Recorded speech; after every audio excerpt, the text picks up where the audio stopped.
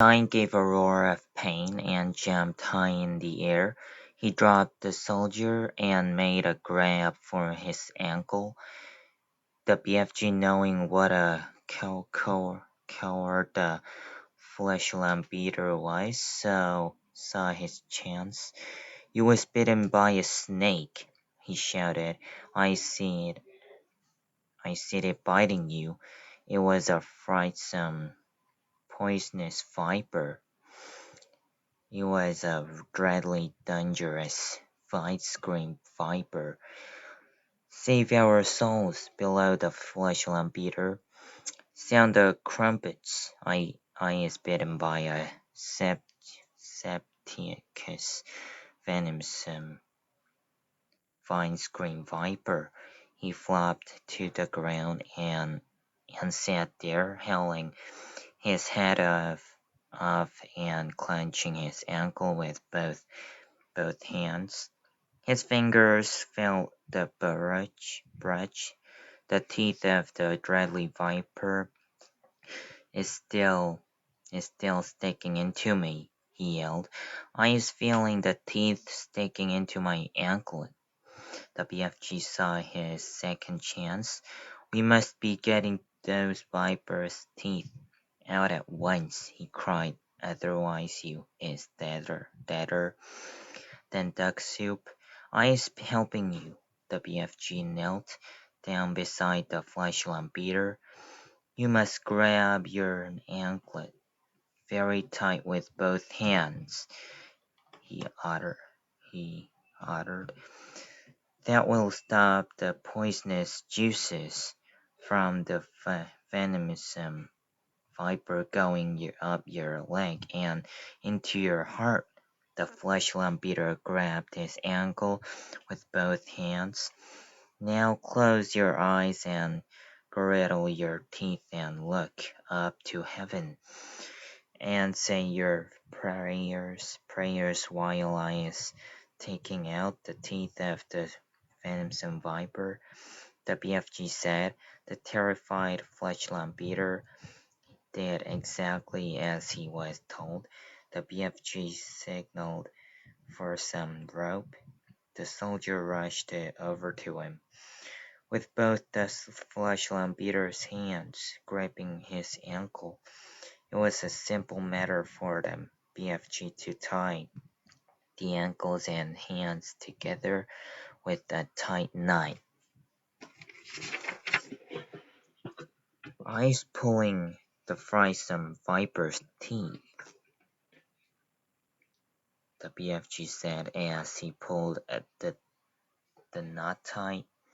"Do it quickly," shouted the flesh-lamb beater, "before I is pissing the teeth." "There we is," said the BFG, standing up. "You can look now." When the flesh-lamb beater saw that he was trussed up like a turkey, he gave a yell so loud that the heavens trembled. He roared, and he wriggled. He fight and he figgled. He screamed and he swiggled, but there was not a thing he could do. "Well done you," Sophie cried. "Well done you," said the BFG, smiling down at the little girl. "You is saving all of our lives. Will you please get that brooch back for me?" Sophie said. "It belongs to the Queen." The BFG pulled the beautiful brooch out of the flesh-lamb beater's ankle. The flesh-lamb beater howled.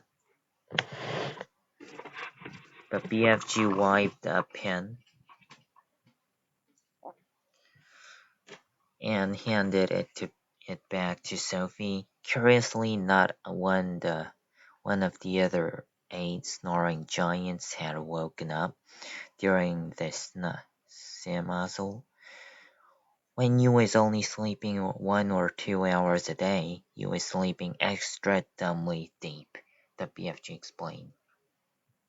The head of the Army and the Air Force drove forward once again in their jeep. Her Majesty will be very pleased with me, the head of the army said. I shall probably get a medal. What's the next move? Now you is all driving over to my cave to load up my bottles of dreams, the BFG said. We can't waste time with their rubbish, the army general said. It is the Queen's order, Sophie said. She was now back on the BFG's hand. So the 9 jeeps drove across to the BFG's cave and Great Dream loading operation began. There were 50,000 jars in all to be loaded up, more than 5,000 to each jeep, and it took over an hour to finish the job.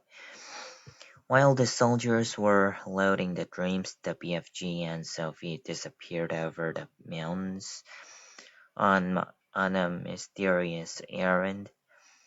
When they came back, the BFG had a sack the size of a small house slung over his shoulder.